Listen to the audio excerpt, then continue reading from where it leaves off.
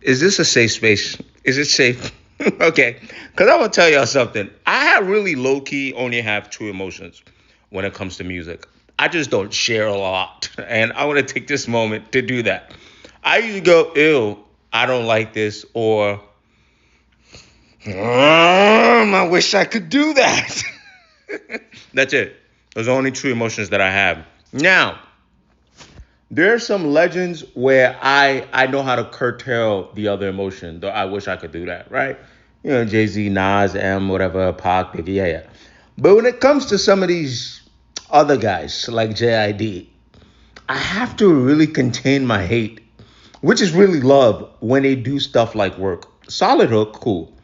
But it's really JID's ability to sound like he can do this rap shit effortlessly. And it really, really pisses me off. This emotion, I guess, is jealousy, envy, but at the same time, structured hate. But I'm not really hating on JID. The moral of the story is I really think JID is really talented. This song shows that. But good God, bro, him, there's a few ninjas like that really, really grind my gears. They really, really grind my gears, but at the same time, I respect their talent. Which is, they make rapping sound like if I could interview every single rapper, I think I have a question for all of them.